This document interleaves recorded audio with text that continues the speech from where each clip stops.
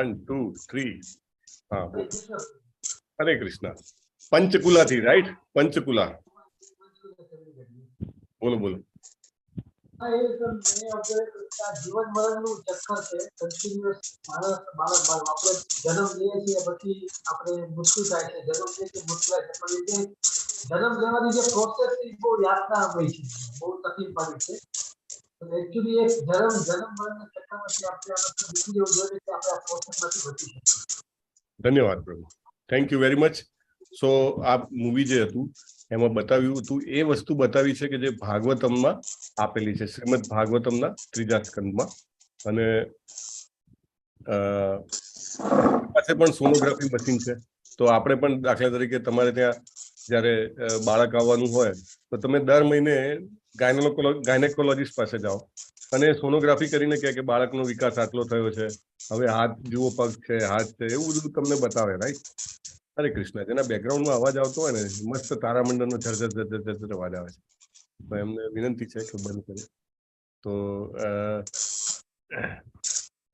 Let me first C કે host છે કે નહીં કોહોસ્ટ હોય ને તો થોડોક અવાજ કંટ્રોલમાં આવી જાય.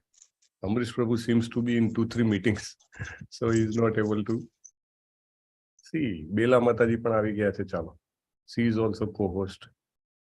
Dignesh Prabhu is also come. PIG નહીં સારું ચાલો. સો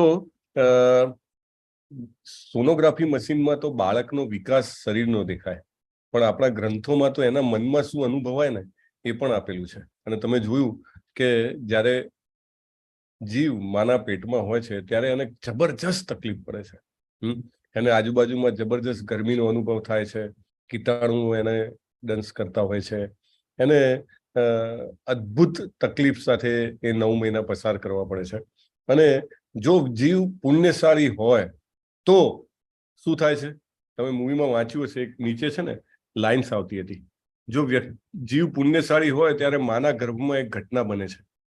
કઈ ઘટના બને છે ભાગવતમમાં આપેલું છે અને મૂવીમાં આવ્યું હતું. ઓકે હું કહી દઉં છું કે ભગવાન જે છે યસ હા લલિત કુમાર વેદ પ્રભુ ઇઝ ધેર. બોલો પ્રભુ. એમને પાછલા 100 જન્મનો યાદ કરે છે પ્રભુજી.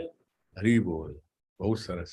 પાછલા 100 જન્મોની એને યાદ આવે છે અને ભગવાન એને યાદ આપે છે અને બધા જન્મો એની નજર સમક્ષ પસાર થાય છે અને એ પ્રાર્થના કરે છે કે મારે ફરીથી માયામાં નથી ફસાવવું. મને ભગવાન હું જેવો મારા પેટમાંથી બહાર આવીશ તરત જ માયા મને જકડી લેશે તો મારે એમાં ફસાવવું નથી. એ ખૂબ હૃદયપૂર્વક પ્રાર્થના કરે છે પણ જેવો બહાર આવે છે તુરંત માયા એને જકડી લે છે એટલે જન્મ મૃત્યુ જરા વ્યાધિનું ચક્ર ચાલુ રહે છે. આજના અધ્યાયનો મુખ્ય ટેક હવે એ છે એટલા માટે આ ખાસ મૂવી બનાવ્યું. હવે આપણે જ્યારે આ સ્ટડી કરશું ને ત્યારે આપણને એમાં વધારે જેને કહેવાય કે કનેક્ટ કરી શકશું આ મૂવીને અને if required we can see it letter on again અથવા અમરીશ પ્રભુ જે છે ગ્રુપમાં પણ એ મૂકી દેશે તો તમે જોઈ શકો છો. આજના અધ્યાયના શ્લોક કેટલા છે? હરે કૃષ્ણ. બીજા અધ્યાયમાં કેટલા? 72. બહુ સરસ. તો ગઈકાલે આપણે જોયું હતું કે અર્જુન 5 કારણો આપીને લડવાની ના પાડી દે છે. 5 reasons not to fight.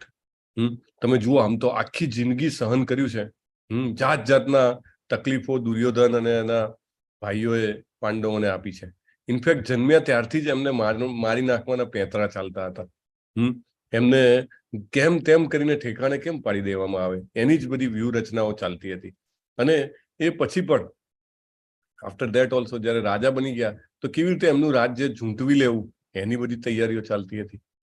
લાક્ષા ગૃહમાં જીવતા સળગાવી દેવાની તૈયારીઓ ચાલતી હતી.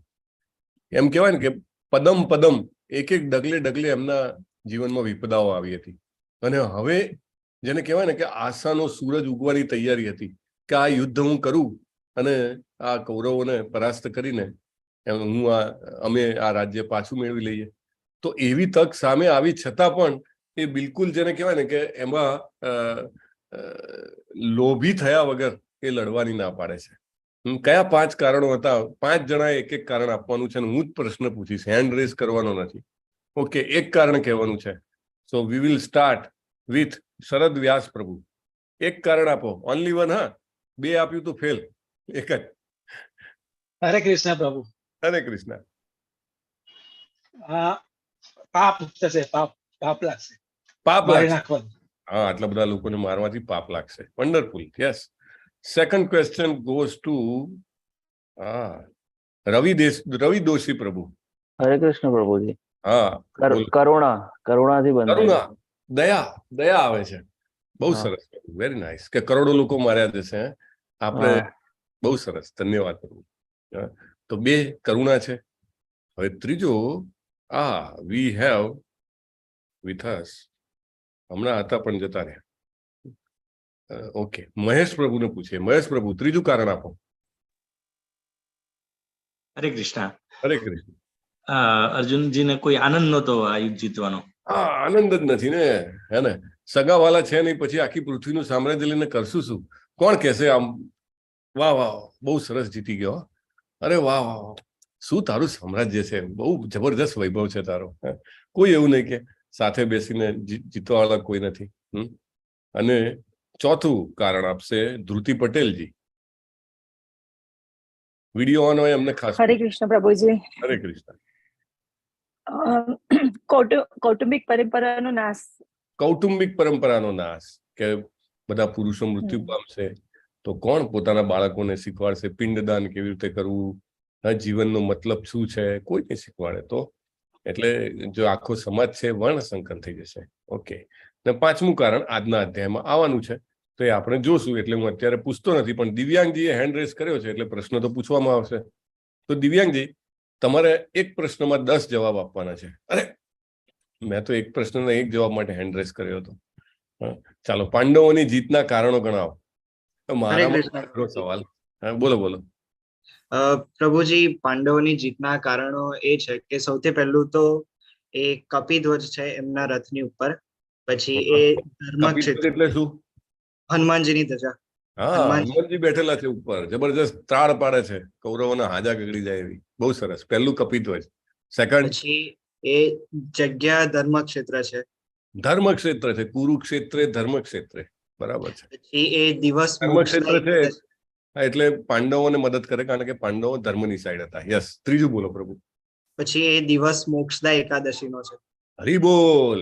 Ekadashi is very important. બધાએ ફાસ્ટ કરવાનો છે. હવે જે એકાદશી આવે એ દિવસે ફરજિયાત ઉપવાસ કરવાનો છે. અરે, અમે તો કોર્સમાં જોડાયા ત્યારે આવું કઈ લખ્યું નતું, અમે આવી કઈ સંમતિ આપી નથી ઉપવાસ કરવાની. ઓકે, પણ કરવાનો છે એવું આપણે બધાને વિનંતી કરીએ છીએ. યસ. 3. પછી ચોથું કારણ. પછી સારથી ખુદ ભગવાન કૃષ્ણ છે. આ તો સૌથી મોટું કારણ છે. સૌથી પહેલું, સૌથી મોટું કારણ. યત્ર યોગેશ્વર કૃષ્ણો યત્ર પાર્થો ધનુર્ધર. જ્યાં શ્રી કૃષ્ણ હોય છે, જ્યાં અર્જુન જેવા ધનુર્ધર છે, તત્ર શ્રી વિજયો ધ્રુતિ ધ્રુવો નીતિ મતિર્મમ.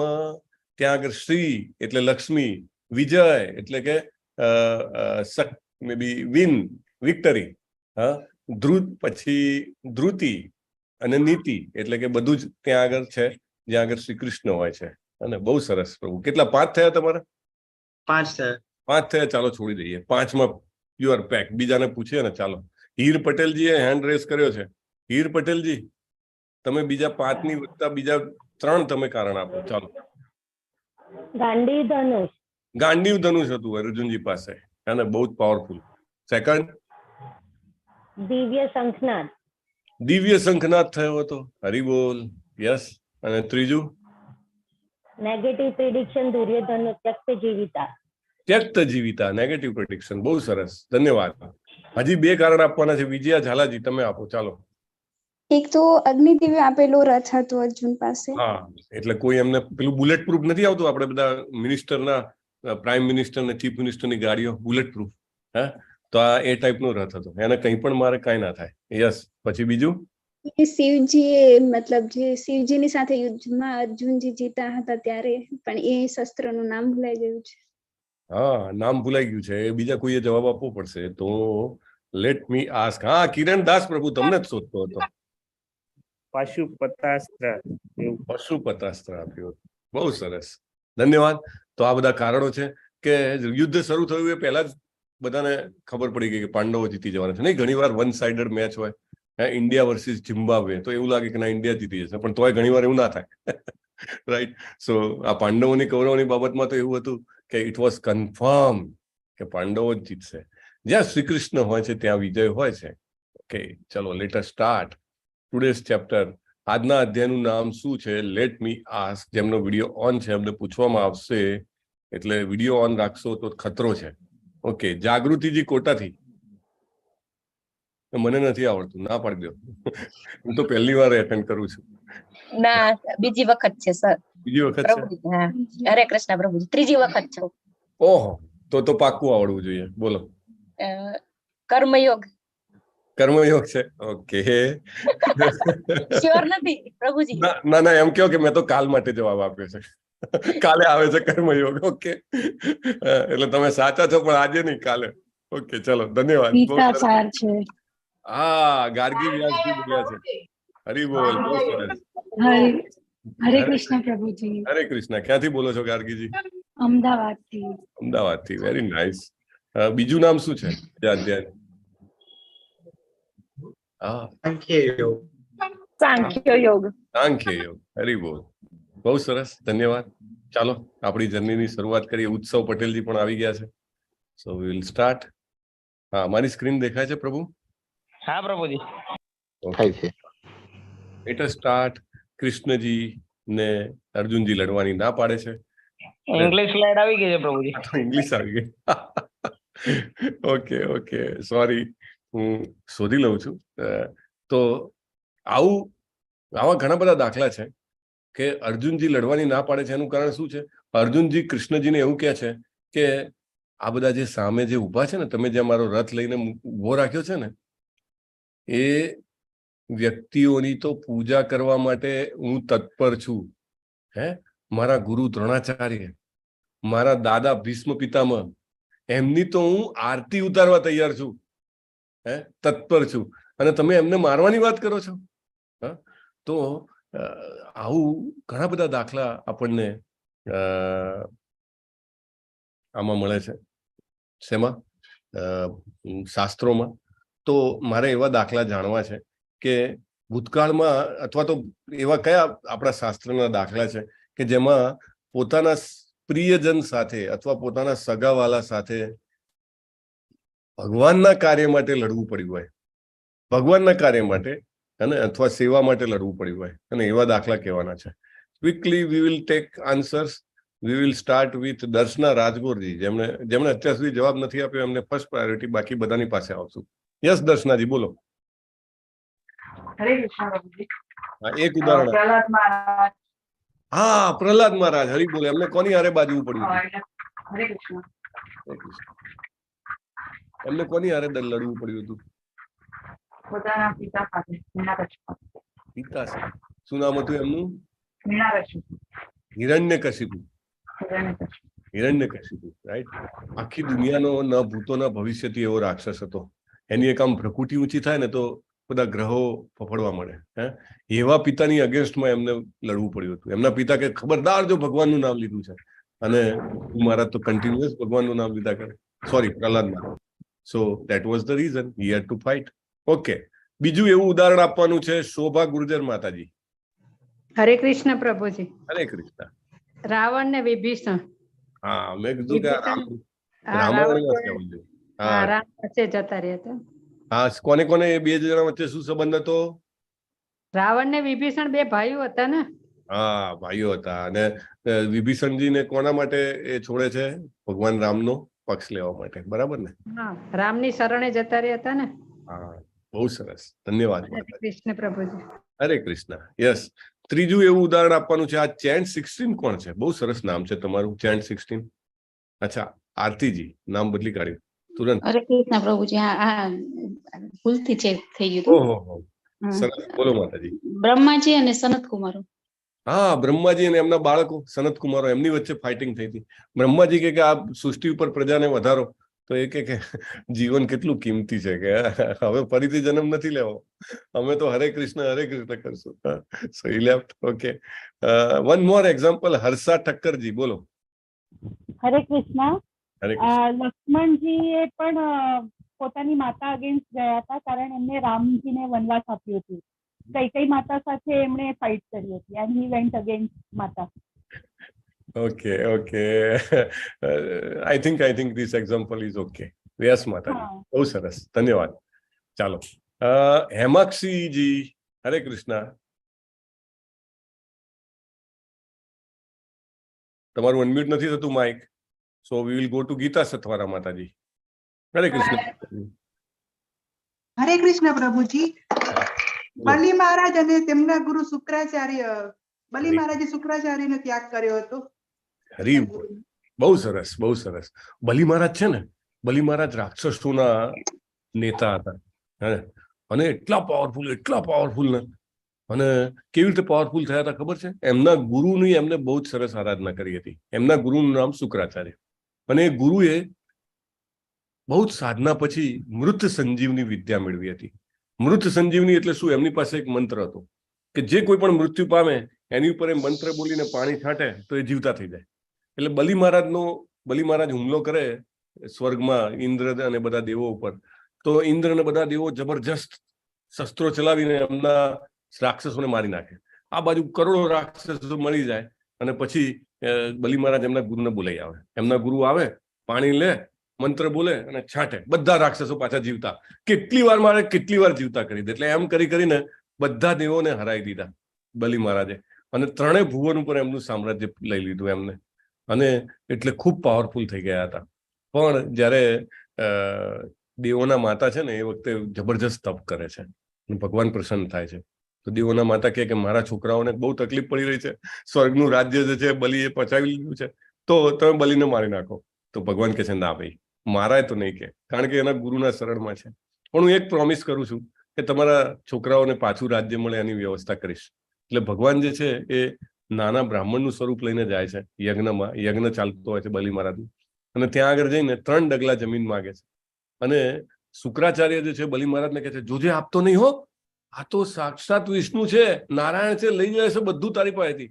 બલિ મહારાજ ત્યારે ના પાડે છે કે તમે મારા ગુરુ ખરા, બધું બરાબર, પણ હું તો પ્રહલાદ મહારાજનો વંશ જ છું, અને સાક્ષાત ભગવાન માંગવા આવે હું ના પાડું? 3 ડગલા શું કે જે માગે તો પ્રાણ પણ આપી દઉં. ત્યારે ગુરુની અગેન્સ્ટ જાય છે. બહુ સરસ ઘટના છે. થેન્ક યુ માતાજી. યસ, કિરણ દાસ પ્રભુ, યુ હેવ એન એક્ઝામ્પલ. એસી ભક્તિ વેદાંત સ્વામી શ્રી પ્રભુપાદ. યસ, પ્રભુપાદ બધું છોડીને જતા રહ્યા હતા. અને અહીંયા આગળ પણ અહીંયા સરસ મજાનો મઠ બનાવ્યો હોત તો રહ્યા હોત તો વાંધો નતો. 70 વર્ષે 2 હાર્ટ એટેક લઈને પણ એ અમેરિકા જાય છે ગુરુનો આદેશ પાલન કરવા. યસ, દિવ્યાંગ ગોસ્વામીજી, એક એક્ઝામ્પલ. હરે કૃષ્ણ. વાલી અને સુગ્રીવ. વાલી અને સુગ્રીવ જબરજસ્ત. હા, એ સુગ્રીવ જે છે વાલીની વિરુદ્ધ પડે છે. બિનિતા પટેલજી. હરે કૃષ્ણ પ્રભુજી. હરે કૃષ્ણ. બ્રાહ્મણ પત્નીઓ. યસ, કૃષ્ણ બલરામને બધું યજ્ઞનું આપી દે છે. બ્રાહ્મણો ના પાડે છે કે યજ્ઞ પૂરો થાય પછી આપશું, પણ પત્નીઓ આપી દે છે. બહુ સરસ. વિદ્યા ઝાલાજી. ધ્રુવ મહારાજ. હરી બોલ. એમને પણ એમના પિતા સાથે સંઘર્ષમાં આવવું પડ્યું હતું. ધન્યવાદ. સો with that we have completed so many names અને વી વિલ મૂવ ફોરવર્ડ. અને હેમાક્ષીજી, હજી એક ઉદાહરણ આપવું છે તમારે? બોલો. કાં તો હર્ષાજી. એટલે મીરાબાઈ. હા, ઓકે, રાઈટ. દેવનું સુખદેવજી નું આવે, કોણ? વ્યાસજી અને સુખદેવજી. હા, વ્યાસજી સુખદેવજી નું આપણે એક્ઝેક્ટલી એટલા માટે નથી લેતા કે સુખદેવજી જે છે એ જયારે ઘરમાંથી જતા રહ્યા હતા ને ત્યારે બ્રહ્મ ની પાછળ હતા, ત્યારે હજી એમને ભગવાનનો પ્રેમ ભક્તિનો લાગ્યો નતો. એટલે આપણે અહીંયા આગળ બધા ઉદાહરણ જે ભગવાનની ભક્તિ માટે અથવા તો ભગવાનની સેવા માટે છોડે છે એના લીધા છે. પછી એ પાછળથી ભક્ત બને છે. હે ને? ઓકે, તો આ અધ્યાયના 5 મુખ્ય ભાગ છે. Let S see what are those. તો અધ્યાયની શરૂઆતમાં અર્જુન કહે છે 4 કારણ પહેલા કીધા હતા, 5મું કારણ અહીંયા કહે છે. આપણે બધાને ઘણીવાર થાય છે જીવનમાં, એવું જ કારણ છે. હું કન્ફ્યુઝ થઈ ગયો છું. આપણે નથી કહેતા ઘણીવાર એવું હોય કે કંઈક બહુ જ પ્રોબ્લેમ હોય તો કન્ફ્યુઝ થઈ જાઓ, કાં તો ઘણીવાર બહુ બધી ચોઇસીસ હોય ને તો પણ કન્ફ્યુઝ થઈ જાઓ. તો અર્જુન કહે છે હું એકદમ જેને કહેવાય ને અનિર્ણાયકતાનો શિકાર બની ગયો છે. કન્ફ્યુઝ કોણ તો સહેલું લાગે, અનિર્ણાયકતા કહો તો કે બહુ અઘરું છે. એનીવે, સો અર્જુન કહે છે કે મારાથી લડાય એવું નથી. તો ભગવાન જે છે એ સ્મિત કરે છે. ભગવાન ગુસ્સે નથી થતા, ભગવાન સ્મિત કરે છે. અર્જુન જે છે એ ભગવાનને તુરંત પોતાના ગુરુ તરીકે સ્વીકારવા માટે અરજી કરે છે. આ શ્લોક જે છે એને ભગવદ્ ગીતાનો અર્થ કહી શકાય એવો શ્લોક છે. ભગવત શરણાગતિ, ભગવદ્ ગીતાને જો શબ્દમાં કેવી હોય તો ભગવત શરણાગતિ, એક જ શબ્દમાં. દિનેશનો મોબાઈલ. હરે કૃષ્ણ. જેનો પણ ઓકે. તો અર્જુનજી જે છે હાયબંધીમાં ભગવદ્ ગીતા સાંભળવા શીખવા નથી માંગતા. એ ગપ્પા મારતા મારતા ભગવદ્ ગીતા શીખી જવાશે, ના, એવું નહીં.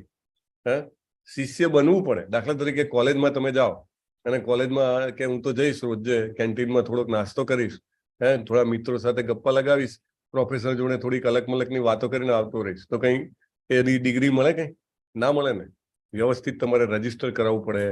પછી દાખલા તરીકે એન્જિનિયરિંગ હોય તો તમારે પ્રેક્ટિકલ્સ કરવા પડે, જર્નલ્સ લખવી પડે, પ્રોજેક્ટ્સ બનાવવા પડે, એટેન્ડન્સ આપવી પડે, એક્ઝામ પાસ કરવી પડે, ત્યારે તમે કઈ એન્જિનિયરિંગની ડિગ્રી મળે. એવી રીતે અર્જુનજી જે છે બહુ જ સિન્સિયર છે, સિન્સિયર સ્ટુડન્ટ. એવું નહીં કે તમે હું ભાઈબંધ છીએ અને હમણાં તો તમે મારા સારથી હતા અને હવે મને કહો કે ભાઈ મારે શું કરવું જોઈએ. ના, એવી રીતે નહીં. Very sincerely. તમે જુઓ ભગવાન ઉભા છે ને અર્જુનજી બે હાથ જોડીને બેઠા છે.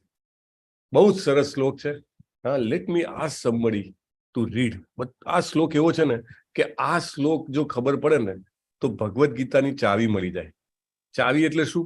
કે ભગવદ્ ગીતાને કયા મૂડમાં સમજવી અને કઈ રીતે એને ગ્રહણ કરવાનો પ્રયત્ન કરવાથી આ ગીતા આવડી જશે, એ આ શ્લોકમાંથી ખબર પડે છે. સો રાઈટ, લેટ મી આસ્ક. હું ગાઉં પ્રભુજી? અરે વાહ, તમે પણ છો. તો 4 જણા છે. તો લેટ અસ સ્ટાર્ટ વિથ શોભા માતાજી. ગાઓ શોભા માતાજી, ચાલો.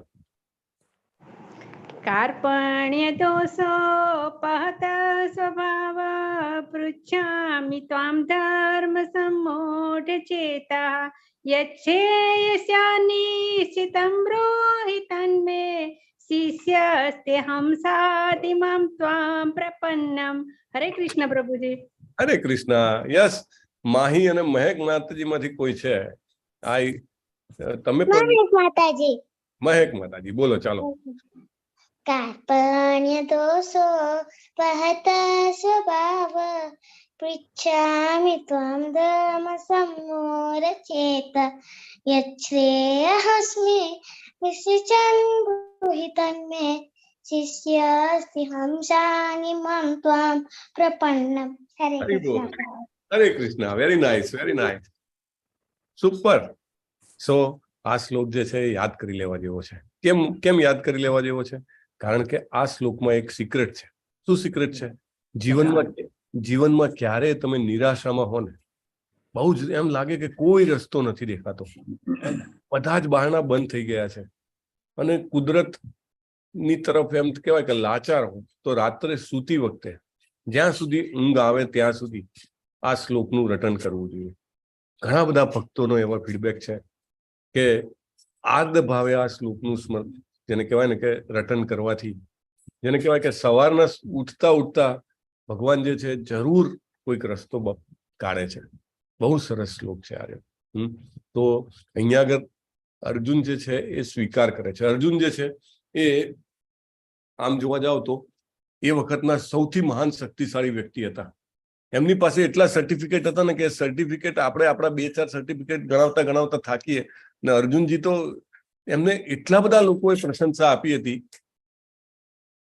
ગુરુ દ્રોણ, પછી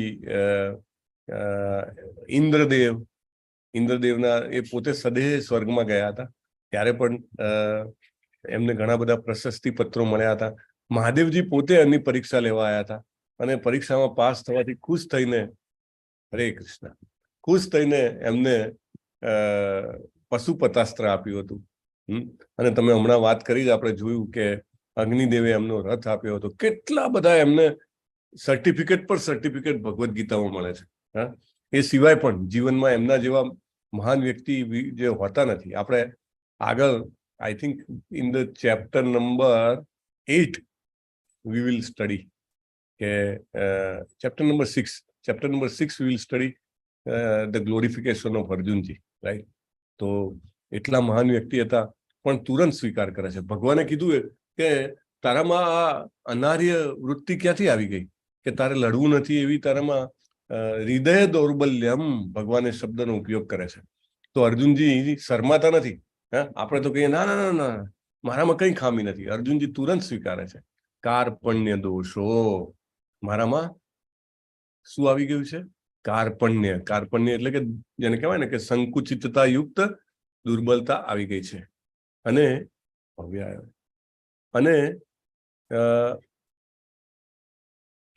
આપણે બધાએ જો આ પ્રકારની આપણી માનસિકતા રાખીએ, આપણે આવી માનસિકતા રાખીએ ને તો આપણે પણ ભગવદ્ ગીતાનું જ્ઞાન મેળવી શકીએ. આપણે ભગવાન પાસે જઈએ ને જ્યારે આપણે ખુલીને વાત કરીએ કે મારામાં આટલી બધી તકલીફ છે, ત્યારે ભગવાન જરૂર મદદ કરે છે. પણ આપણે ભગવાન પાસે પણ ખુલતા નથી. નહીં તો આપણા મનમાં કેવા ઘણા બધા વિચારો એવા આવતા હોય કે ટીવીની સાથે જો આપણા માઇન્ડને કનેક્ટ કરીએ ને તો આપણને હાર્ટ એટેક આવી જાય. અરે આવા વિચાર આવે છે મને, હે ને?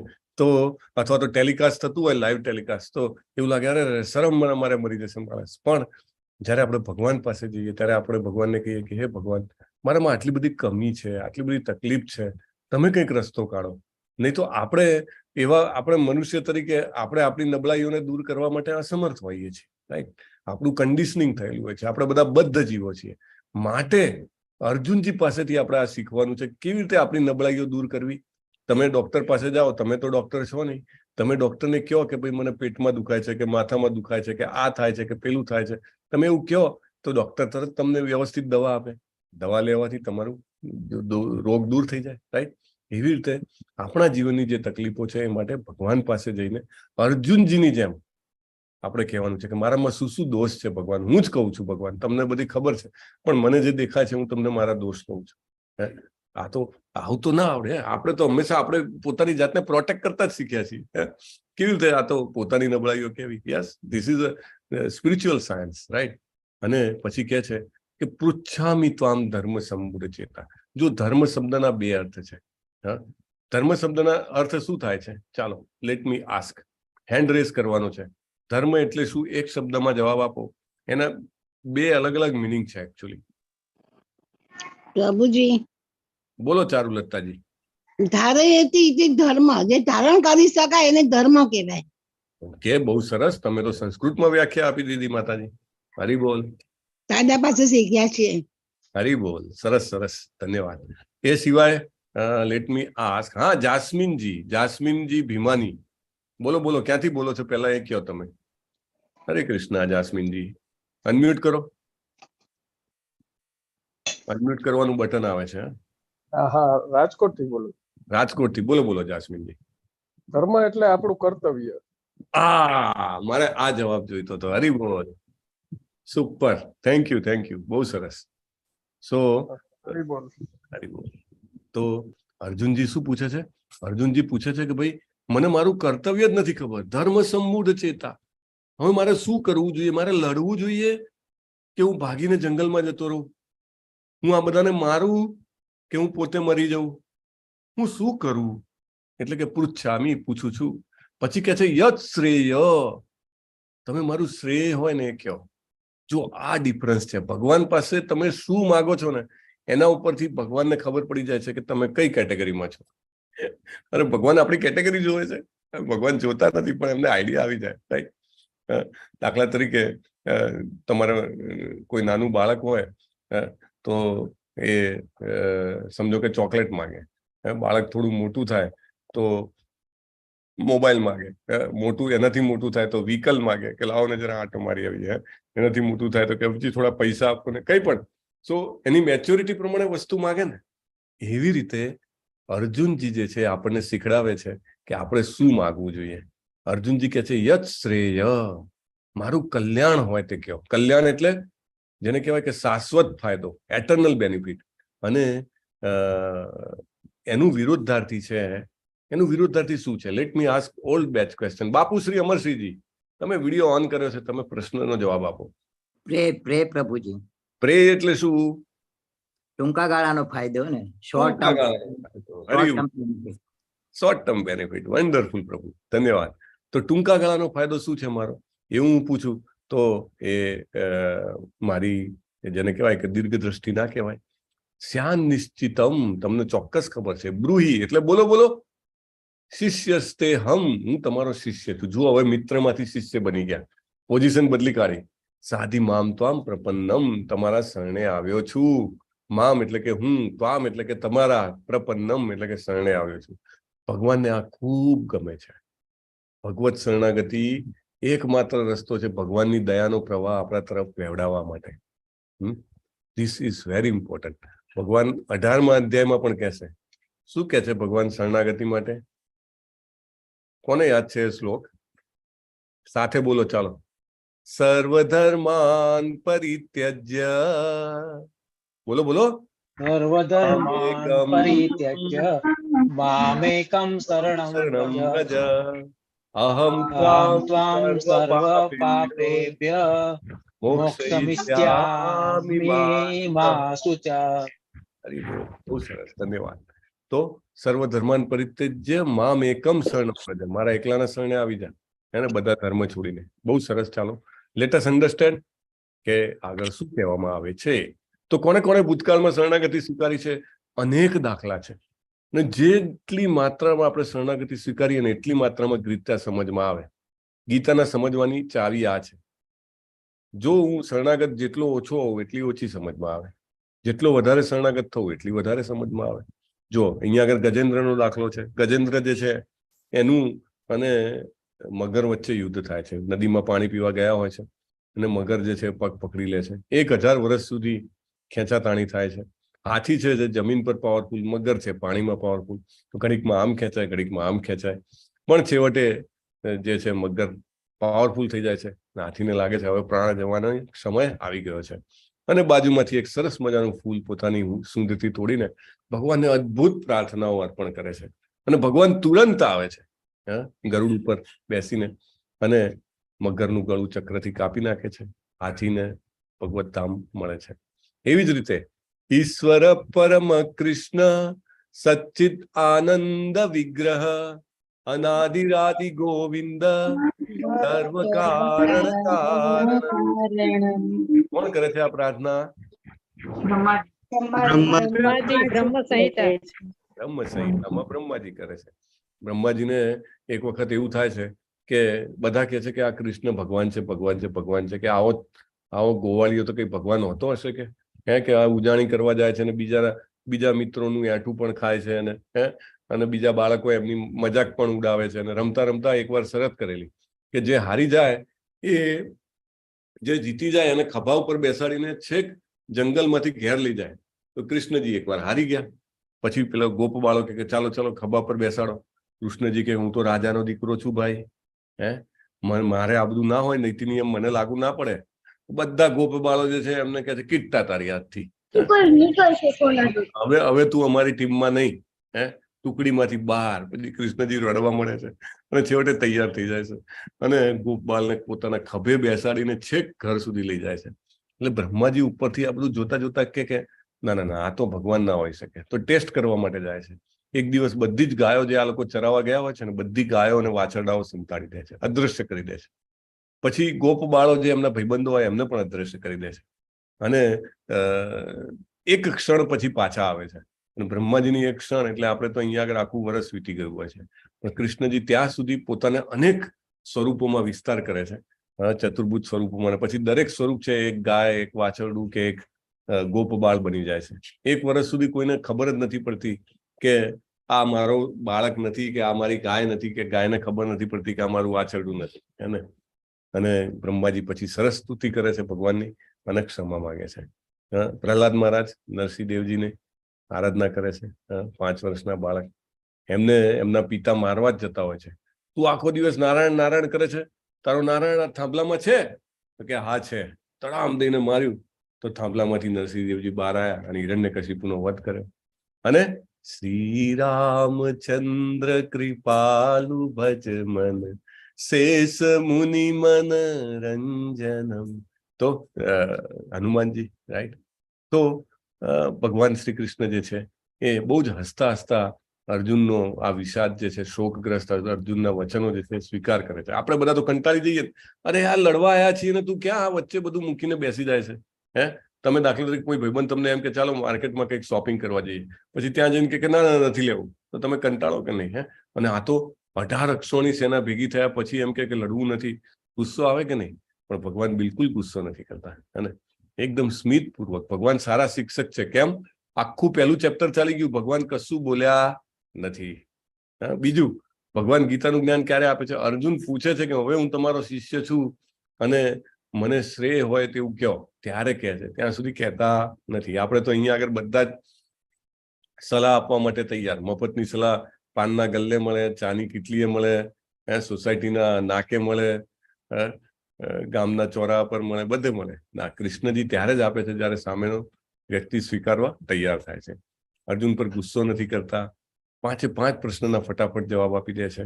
હંમેશા અર્જુનને પ્રોત્સાહિત કરે છે. તમે જોજો આખી ભગવદ્ ગીતામાં હે મહાબાહો, હે કૌંતેય, હે પાર્થ એમ કરીને એને પ્રોત્સાહન આપતા રહે છે. જાત જાતના ગુડાકેશ. અર્જુનને કયા કયા નામથી બોલાવે છે? ચાલો ગેસ કરો. તો ગેસ નહીં કરવાનું, કયો તો સરસ સરસ નામ કયા છે જે ભગવાને આપ્યા છે? અમીષાજી બોલો. સવ્યસાચી એટલે શું?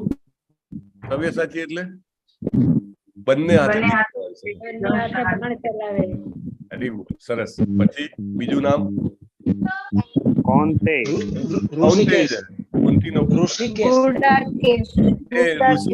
ઋષિકેશ તો ભગવાનનું નામ છે. ગુડાકેશ એટલે નિંદ્રા ઉપર વિજય પ્રાપ્ત કરનાર, અજ્ઞાન ઉપર વિજય પ્રાપ્ત કરનાર. પછી મહાબાહો, ખૂબ શક્તિશાળી. પછી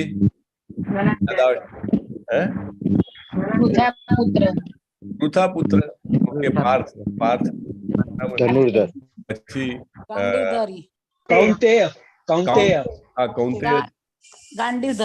ના, ગાંડીવધારી નથી કહેતા, ભગવદ ગીતામાં નથી કહેતા. અર્જુન. અને ધનંજય. હા, ધનંજય, ધન લઈ આવનાર. કુરુનંદન. યસ, કુરુનંદન. પછી ભરત ઋષભ. બધા ભરતવંશીઓમાં ઋષભ એટલે કે શ્રેષ્ઠ. દેવકીનંદન ભગવાનનું નામ છે. ચાલો, આટલા નામ બહુ થઈ ગયા, બાકી ફરીથી ક્યારેક પૂછીશ. ચાલો, ઓકે. તો ભગવાન બોલવાનું ચાલુ કરે છે, અને જેવું ભગવાન બોલવાનું ચાલુ કરે છે તો ભગવદ ગીતામાં આવે છે કે દ્વારકાધીશ ઉવાચ. બરાબર ને કે ખોટું? ખોટું છે. ઓકે, ચલો, લેટ મી કરેક્ટ. જેવું કૃષ્ણજી બોલે છે અને આવે છે કે શ્રી કૃષ્ણ ઉવાચ. સાચું કે ખોટું? તો શું બોલે છે? ભગવાન ઉવાચ. એવું ભગવાન. ઓહો, તો ભગવાન શબ્દ શું છે એની અહીંયા આગળ હવે સમજવાનું છે. તો ભગવાન શબ્દ સમજવા માટે ભાગવતમમાં શ્લોક આવે છે કે હરે કૃષ્ણ, જેનું માઇક ઓન હોય કૃપા કરીને મ્યુટ કરજો. તો ભગવાન શબ્દ એટલે કે જેને કહેવાય કે ભગવત સાક્ષાત્કાર 3 સ્ટેજમાં જ આવેલા છે. એ 3 સ્ટેજ કયા છે યાદ રાખવાના છે. હા, એક ભાઈ મેં કીધું ને એકવાર કે યાદ રાખવાના છે, એટલે તરત નોટ ને પેન કાઢી. એટલે મેં કીધું કે તમે કેમ તરત નોટ ને પેન કાઢી? તમે કહો છો યાદ રાખવાના છે, લગભગ ક્વિઝમાં તો આવશે જ ને કે. તો કે એમાં કામ લાગશે. એટલે બહુ હોશિયાર. હા, તરત ખબર પડી જાય કે આ વસ્તુ કદાચ ક્વિઝમાં આવવાની હશે. એટલે હું કઈ પેપર નથી ફોડતો. હા, તો ભગવાનને સમજવાના 3 તબક્કા છે. બ્રહ્મેતિ પરમાત્મેતિ ભગવાનેતિ શબ્દતે. તો સૌથી પહેલો તબક્કો છે એને બ્રહ્મ રિયલાઇઝેશન કહે છે. બ્રહ્મ સાક્ષાત્કાર. બ્રહ્મ સાક્ષાત્કાર એટલે શું? તો કે ભગવાનના શરીરનું દૈદીપ્યમાન તેજ. ભગવાનનું શરીર એટલું બધું દૈદીપ્યમાન છે, તો એમાંથી જે તેજ નીકળે છે એને બ્રહ્મ કહેવાય છે. અને એ તેજ જ છે એટલા લેવલ સુધી જે પહોંચે છે એને સત, ચિત અને આનંદ, એ 3માંથી સતની અનુભૂતિ થાય છે. સત એટલે શાશ્વતતા, એ જન્મ મૃત્યુના ચક્રમાંથી છૂટી જાય છે. હા, તો એ બ્રહ્મ રિયલાઇઝેશન. પછી નેક્સ્ટ જે છે એનાથી આગળ આવે છે પરમાત્મા રિયલાઇઝેશન. પરમાત્મા એટલે યોગીઓ, જે પોતાના હૃદયમાં રહેલા, આપણા બધાના હૃદયમાં, દરેક જીવના હૃદયમાં ભગવાન પરમાત્મા સ્વરૂપે વિરાજે છે. તો એ જે રિયલાઇઝેશન છે એને નેક્સ્ટ સ્ટેજનું રિયલાઇઝેશન કહે છે. અને એનાથી પણ ઉપર જે સૌથી મુખ્ય રિયલાઇઝેશન છે કે જે ભગવાનનું ગોલોક ધામનું સ્વરૂપ છે, દ્વિભુજ શ્યામ સુંદર મુરલીધર સ્વરૂપ, એને ભગવાન કહે છે. તો આ રીતે 3 સ્ટેજમાં ભગવાન શબ્દની વ્યાખ્યા આવે છે. અને બ્રહ્મમાં સત એટલે શાશ્વતતા, પરમાત્મામાં સત વત્તા ચિત્ત એટલે શાશ્વતતા અને જ્ઞાન, બધું જ જ્ઞાન હોય, દરેક વસ્તુ ક્યાં કેવી રીતે કેમ થાય છે, અથવા તો ભૂત ભવિષ્ય વર્તમાન બધું જ જ્ઞાન મળે છે. પણ જે ભગવાન જે છે એમાં સચ્ચિત અને આનંદ, ત્રણેય વસ્તુ છે. આનંદ એટલે કે જોય, બ્લિસ, ભગવાનની ભક્તિમાં સેવામાં જોડાવાનો આનંદ જે છે એ માત્ર ભગવાન તબક્કામાં હોય ત્યારે થાય છે. તો એવું કહે છે કે જે લોકો બ્રહ્મ સાક્ષાત્કારી હોય છે કે પરમાત્મા સાક્ષાત્કારી હોય છે, એ લોકો મુક્ત થઈ જવા છતાં ફરીથી પાછા આવે છે. કેમ? તો કે ત્યાં આનંદ નથી, વિવિધતા નથી, એટલા માટે એમને પાછા આવવું પડે છે. એક સરસ ઉદાહરણ પ્રભુપાદ આપે છે કે સૂર્યપ્રકાશ, હવે આપણા ફળિયામાં પણ આવે, બરાબર ને? તો એ બ્રહ્મ સાક્ષાત્કાર કહી શકાય. પછી સૂર્યની સપાટી, તો એને પરમાત્માનો સાક્ષાત્કાર કહી શકાય. પણ તમે સૂર્યગ્રહ પર જાઓ અને સૂર્યદેવને પોતાને મળો તો એને ભગવાનનું સાક્ષાત્કાર કહેવાય. રાઈટ? એની વિશે આપણે આગળ જાણીશું. દરેક ગ્રહના જે છે એક અધિષ્ઠાતા હોય છે. જેવી રીતે દરેક ગામમાં સરપંચ હોય, દરેક શહેરમાં મેયર હોય, દરેક રાજ્યમાં મુખ્યમંત્રી હોય, દરેક દેશમાં પ્રધાનમંત્રી કે પ્રેસિડેન્ટ હોય, એવી રીતે. રાઈટ? અને આપણને એમ થાય કે આ સૂર્ય ઉપર કેવી રીતે જવાય, અહીંયા આગળ હજી ચંદ્ર ઉપર તો જવાતું નથી. પ્રભુપાદ બહુ સરસ એક બુક લખી છે, easy journey to other planets. અને એકચ્યુઅલી પ્રભુપાદ જયારે અમેરિકા ગયા ને ત્યારે નવું એમને પેલું જે પ્લેન હતું, શું નામ હતું એ પ્લેનનું, કે જે એપોલો, રાઈટ? એપોલો જે છે ચંદ્ર ઉપર ગયું હતું. તો બધાને પોતપોતાની વાહવાહી બહુ ગમે. તો અમેરિકાના પત્રકારો પૂછે કે જો અમેરિકાએ જે આ એપોલો યાન જે છે એ ચંદ્ર ઉપર મોકલ્યું છે, એના વિશે તમારું શું કહેવું છે? પ્રભુપાદ કે તમારે તમારા કાનને સારું લાગે એવું સાંભળવું છે કે મારો ફ્રેન્ક ફીડબેક જોઈએ છે, સાચો અભિપ્રાય જોઈએ છે? પેલો પત્રકાર તો 2 ઘડી આમ જરા દંગ રહી ગયો. પછી કે ના, સાચો અભિપ્રાય આપો. તો પ્રભુપાદ કહે છે, this is all waste of time and money. Prabhupada કહે છે, યસ, કે બીજા ગ્રહોની યાત્રા માટે મારું પુસ્તક વાંચી લ્યો. કે એકચ્યુઅલી એવું કે છે, અત્યારે આપણું શરીર છે પંચમહાભૂતનું છે, પૃથ્વી, જળ, અગ્નિ, વાયુ ને આકાશ. પણ જો આપણને ખાલી અગ્નિનું શરીર મળે ને તો આપણે સૂર્યમાં પણ પ્રવેશ કરી શકીએ, કારણ કે તો આપણે બળી ના જઈએ. રાઈટ? સો એનીવે, તો સૂર્યપ્રકાશ, સૂર્યની સપાટી અને સૂર્યદેવ, એ 3 રિયલાઇઝેશન છે. તો ભગવાન શબ્દની સંધિ છૂટી પાડીએ, ભગ વત્તા વાન, એના ઉપરથી આપણને ભગવાન શબ્દની બીજી વ્યાખ્યા મળે છે, કે જે વ્યાખ્યા વ્યાસ મુનિના પિતાજી કોણ હતા દિવ્યાંગ પ્રભુ? હરે કૃષ્ણ.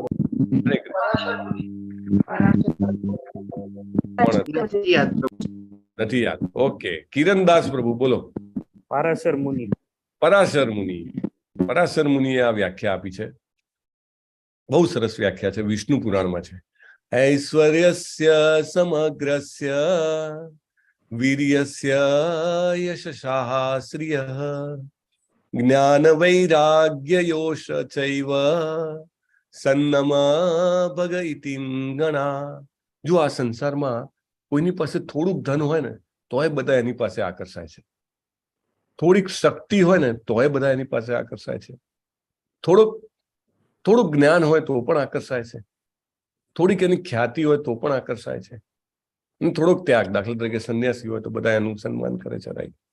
તો આ થોડું હોવા છતાં પણ સન્માન કરે છે, જ્યારે ભગવાન શ્રી કૃષ્ણમાં બધું જ પૂર્ણ પ્રમાણમાં છે, સંપૂર્ણ છે. દાખલા તરીકે સમૃદ્ધિ, સંપૂર્ણ સમૃદ્ધિ છે. ચાલો, જેને આવડતું એ ગાઈ શકે છે.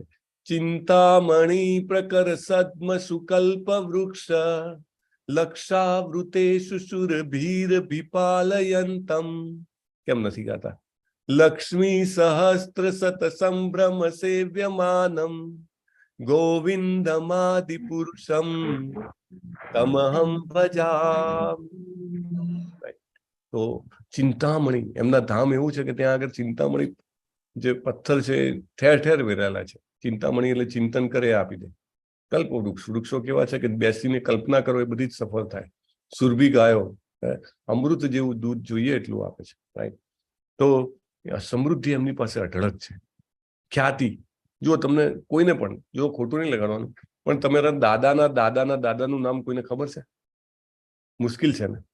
હે ને? મુશ્કેલ છે. 100 વર્ષ પછી કોઈ નામે નથી યાદ રાખતું. નો બડી રિમેમ્બર્સ.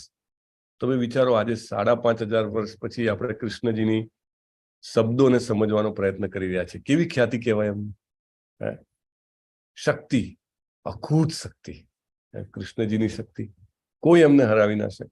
જ્ઞાન, અદભુત જ્ઞાન, ગીતાનું જ્ઞાન આપ્યું ને એ સિવાય પણ અદભુત જ્ઞાન. ત્યાગ, બધું જ છોડી દેવા માટે તૈયાર. આટલા બધા ઐશ્વર્યોના સ્વામી હોવા છતાં એમના ધામમાં પેલા યશોદા મૈયા પેલી લાકડી લઈને પાછળ પડે ને, નહીં કરું મમ્મી, નહીં કરું. પેલું આપણે કાર્તિક મહિનામાં જે લોકો ઇસ્કોન સાથે સંકળાયેલા હોય એમને ખ્યાલ હોય કે આપણે દામોદર અષ્ટકમ કરીએ છીએ. નમામીશ્વરમ સચ્ચિત આનંદ રૂપમ લસત્કુંડલમ ગોકુલે યશોદા પિયો લોકલાલમાનમ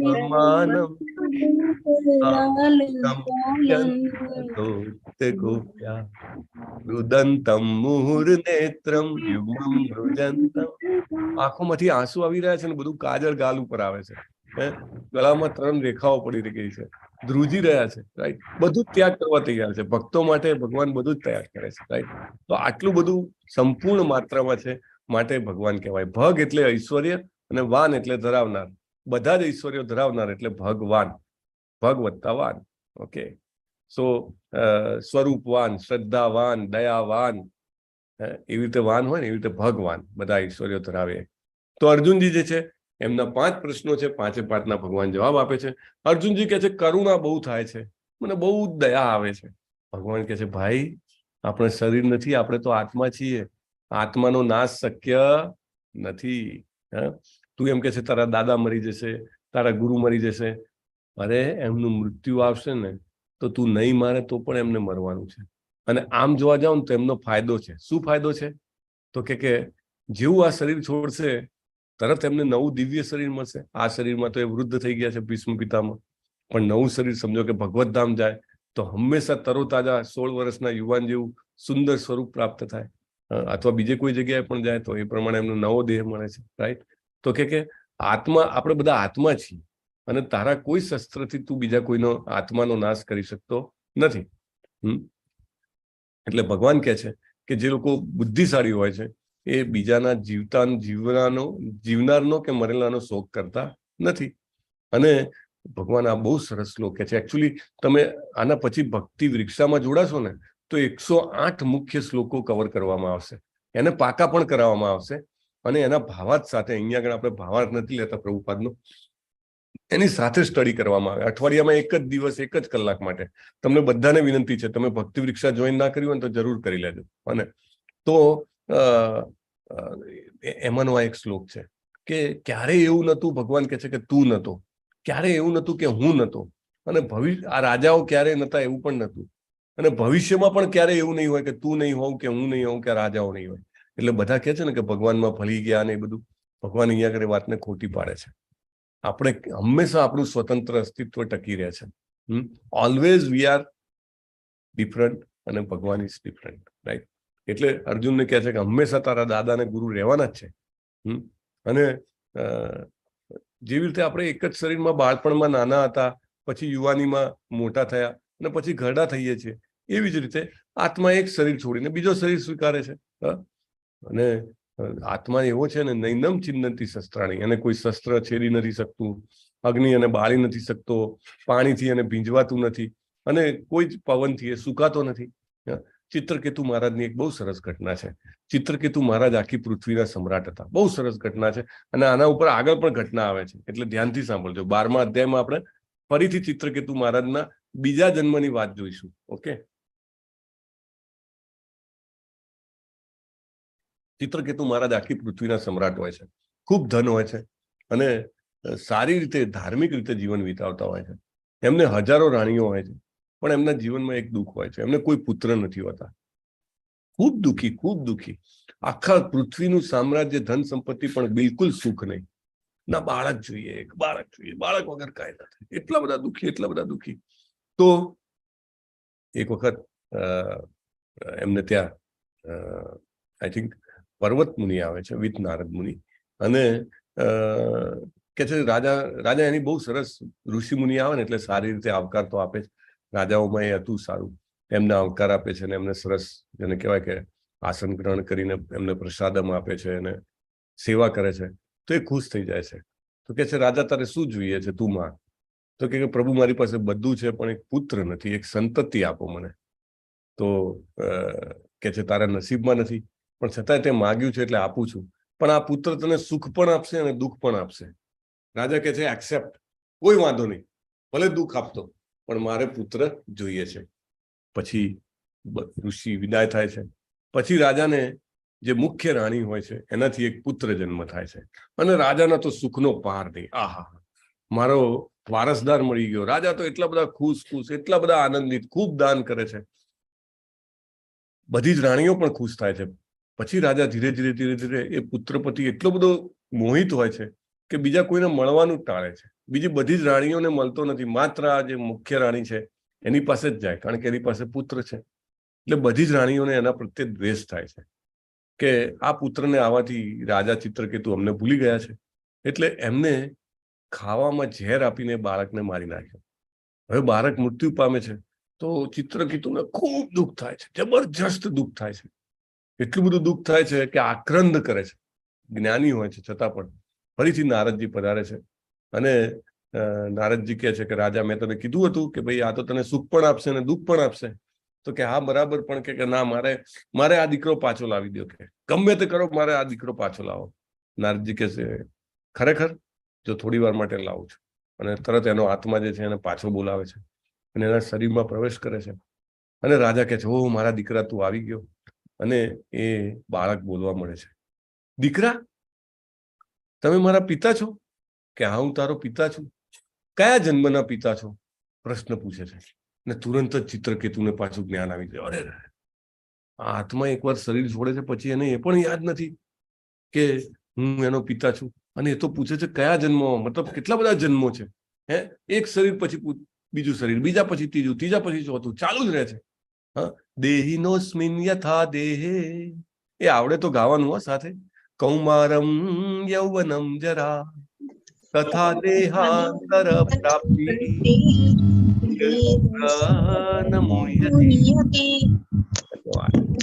તો રાજા તુરંત જે છે એ નારદજીનું શરણ ગ્રહણ કરે છે. નારદજી એને દીક્ષા આપે છે અને ભગવાનનું નામ લઈને એ એકચ્યુઅલી એને ભગવાન પ્રસન્ન થાય છે, પણ એનામાં થોડી ઈચ્છા રહી ગઈ હોય છે ભોગ ભોગવવાની.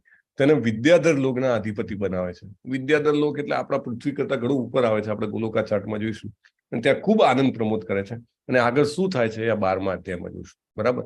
એટલે આવી રીતે પુત્ર પાછો આવવા છતાં એને કઈ જેને કહેવાય કે એને ખ્યાલ આવી જાય છે કે આ દેહ આપણો છે નહીં. અર્જુનનો બીજો પ્રશ્ન કે કઈ ફાયદો જ, કઈ આનંદ જ નથી ને ભગવાન. તો ભગવાન એને કઈક ભૌતિક રીતે વાત કરે છે, ભાઈ તું મરી જઈશ તો આ ધર્મક્ષેત્ર છે, ધર્મક્ષેત્ર ધર્મની લડાઈ કરતા કરતા મરી તો તને સ્વર્ગ મળશે, અને જો તું જીતી જઈશ તો આખી પૃથ્વીનું સામ્રાજ્ય મળશે. અને તું જો છોડીને જતો રહીશ તો બધા તારું અપમાન કરશે. તારા તો બે હાથમાં લાડવા છે. એટલે બીજા પ્રશ્નનો પણ ભગવાન આ રીતે જવાબ આપે છે. પછી ત્રીજો પ્રશ્ન કે એક મિનિટ, એ પહેલા ભગવાન એને કહે છે કે ભાઈ તું છોડીને જઈશ ને તો તારું બહુ બદનામી થશે, તું ક્ષત્રિય હોવાના કારણે બદનામી સહન કરી શકીશ નહીં. ત્રીજો પ્રશ્ન કે મારો બહુ પાપ લાગશે મને. તો ભગવાન કહે છે કર્તવ્યની ઉપેક્ષા કરવાથી પાપનું ફળ ભોગવવું પડશે. તારું કર્તવ્ય લડાઈ કરવાનું છે. તું નહીં લડે તો તને પાપ લાગશે અને તારી અપકીર્તિ થશે. અને ભગવાનની સેવામાં જે લડે છે ને એને તો જેને કહેવાય કે પરમ આનંદની પ્રાપ્તિ થાય છે. અહીંયા ફોટામાં દેખાય છે એમાં હનુમાનજીએ રામજીની સેવામાં લંકા બાળી હતી, તો એમને કઈ પાપ લાગે? ના લાગે ને. એવી રીતે ભગવાન બહુ સરસ શ્લોક કહે છે, નેહાભિક્રમ નાસોસ્તિ પ્રત્યવાયો ન વિદ્યતે સ્વલ્પમપ્યસ્ય ધર્મસ્ય ત્રાયતે મહતો ભયાત. કે ભગવાનના સેવામાં તમે જે કંઈ પણ કરો, નાનું અમથું પણ તમે પ્રયાસ કરશો ને, દાખલા તરીકે તમે બધાએ નક્કી કર્યું કે ભગવદ્ ગીતા જાણવી છે, તમે 1 કલાક ડેડિકેટેડલી આપવા માટે તૈયાર થયા છો, રાઈટ? અને તમે એ રીતે જયારે દિવસ પર દિવસ તમે આપશો ત્યારે ભગવાન જે છે મહાન ભયમાંથી રક્ષણ કરે છે. કર્મણ્યેવાધિકાર હસ્તે મા ફલેષુ કદાચન મા કર્મ ફલ હેતુર્ભૂ માતે સંગોસ્ત્વ કર્મણી. કર્મના ફળ ઉપર, એટલે કે તું જીતીશ કે હારીશ એના ઉપર તારો અધિકાર નથી. પણ લડવું તારે જરૂર જોઈએ, રાઈટ? એ રીતે ભગવાન એને સમજાવે છે. અર્જુન કહે છે પરંપરાનો નાશ થશે, તો ભગવાન કહે છે કે ભાઈ તું નહીં લડે ને તો બધા લોકો તારો દાખલો લઈને ભવિષ્યમાં જયારે પરીક્ષાની ઘડી આવશે ને ત્યારે જ નાસી જશે. એટલે તારે પાપનું ફળ ભોગવવું પડશે. માટે તારે લડવાનું કર્તવ્ય જે છે છોડવું જોઈએ નહીં.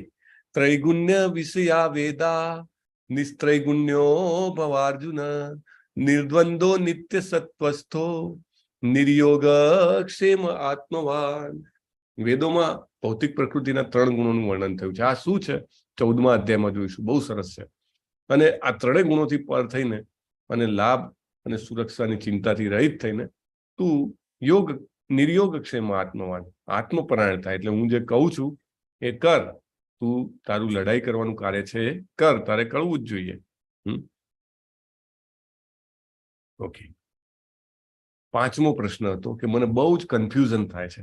તો ભગવાન કહે છે કે જો તું મારું શરણ સ્વીકારીશ તો તારો નિર્ણય જે છે દ્રઢ થશે અને તને બિલકુલ કન્ફ્યુઝન થશે નહીં. એટલે આપણા માટે પણ છે, જીવનમાં કન્ફ્યુઝન થાય ને ત્યારે ભગવાનની દ્રઢતાપૂર્વક શરણાગતિ સ્વીકારવી. બધી જ ઓટોમેટિકલી જે છે વ્યવસ્થા ભગવાન કરે છે. અને આપણને અહીંયા આગળ કહે છે ભગવાન બિઝનેસ માઇન્ડસેટ કેવો હોય કે દ્રઢ સંકલ્પ વાળો, કે મેં 18 દિવસનું ભગવદ્ ગીતા સમજવાનું પ્રણ લીધું છે તો હું પૂરી કરીશ જ, એવા પ્રણ સાથે જે કરે છે એ શ્રેષ્ઠ કહેવાય છે. અને અર્જુન જે છે ભગવાનને પૂછે છે ભગવાન સ્થિત પ્રજ્ઞ કોને કહેવાય? તો ભગવાન કહે છે કે જે પોતાનામાં સંતોષ હોય, ઇન્દ્રિય તૃપ્તિની કામનાઓનો પરિત્યાગ કરે એને સ્થિત પ્રજ્ઞ કહેવાય છે. અને દાખલા તરીકે પ્રહલાદ મહારાજ, એમને હોલિકામાં લઈને એમના ફોઈ બેસી ગયા હતા છતાં પણ ભગવાનનું નામ લેતા હતા, રાઈટ? એમને સાપના કુંડની વચ્ચે છોડી દે છે છતાં પણ ભગવાનનું નામ રહે છે. શીલા પ્રભુપાદ આટલી બધી જેને કહેવાય ડિફિકલ્ટીમાં પણ ભગવાનનું નામ લે છે. Last point of the chapter બહુ સરસ પતનનું ચક્ર સમજાવે છે ભગવાન, કે વ્યક્તિનું પતન કેવી રીતે થાય છે. ધ્યાયતો વિષયાન પુંસ, ઇન્દ્રિય વિષયોનું ચિંતન કરીએ ને કંઈ પણ તો ધ્યાન કર્યું કહેવાય. એનાથી આપણે પહેલા ફસાઈએ છીએ. પછી સંગસ્તે સુપજાયતે, કે મનુષ્યને એમાં આસક્તિ ઉત્પન્ન થાય છે. સંગાત સંજાયતે કામ, આસક્તિથી કામના ઉત્પન્ન થાય છે. કામાત ક્રોધો અભિજાયતે, અને કામનાની પૂર્તિ ના થાય તો ક્રોધ ઉત્પન્ન થાય છે. અને ક્રોધાદ ભવતિ સમોહ, ક્રોધના કારણે મોહ ઉત્પન્ન થાય છે. સમોહાત સ્મૃતિ વિભ્રમ, અને એના કારણે આપણી જે યાદ શક્તિ સ્મૃતિ હોય છે, સ્મરણ શક્તિ હોય છે એ નષ્ટ થઈ જાય છે. સ્મૃતિ ભ્રંશાત બુદ્ધિ નાશો, અને યાદ શક્તિ નષ્ટ થવાથી બુદ્ધિનો નાશ થાય છે. અને બુદ્ધિ નાશાત પ્રણશ્યતિ, એકચ્યુઅલી ઇન્ટેલિજન્સનો એક બહુ મોટો ભાગ મેમરી છે. બુદ્ધિનો બહુ મોટો ભાગ જે છે સ્મરણ શક્તિ છે. સ્મરણ શક્તિનો નાશ થવાથી બુદ્ધિ નાશ થાય. બુદ્ધિ નાશ થાય તો આપણે ફરી જન્મ મૃત્યુ જરા વ્યાધિના ચક્રમાં ફસાયા કરીએ છીએ. સો આ ચક્ર જે છે એ ભગવાન સમજાવે છે. દાખલા તરીકે એક છોકરો છે અને એક છોકરી પ્રત્યે જેને કહેવાય કે આકર્ષણ ઉત્પન્ન થાય છે, એના પ્રત્યે ખૂબ વિચારે છે. તો વિચારવાથી શું થાય? ધ્યાયતો વિષયાન પુંસા, પછી એમાં એને આકર્ષણ ઉત્પન્ન થાય. આકર્ષણથી આસક્તિ, આસક્તિથી કામના, કામના પૂરી ના થાય એટલે ક્રોધ ઉત્પન્ન થાય. અને પછી મોહ, સ્મરણ શક્તિનો વિભ્રમ અને બુદ્ધિ નષ્ટ થવાથી ફસાય છે. તો આ રીતે ભગવાન જે પતનનું ચક્ર જે સમજાવે છે. With that we complete today's chapter. વાંછા કલ્પતરુભ્યશ્ચ કૃપા સિંધુભ્ય એવ ચ પતિતાનામ પાવનેભ્યો વૈષ્ણવેભ્યો નમો નમઃ. અનંત કોટી વૈષ્ણવવૃંદ કી જય. શીલા પ્રભુપાદ કી જય. જો આજે જેવી રીતે પ્રશ્ન પૂછ્યા હતા ને એવી રીતે પ્રશ્ન પૂછતા રહીશું એટલે તમારું રિવિઝન થઈ જશે. અરે પાપનો ભય હતો તો એનો શું જવાબ આપ્યો એ કાલે પૂછીશું, રાઈટ? તો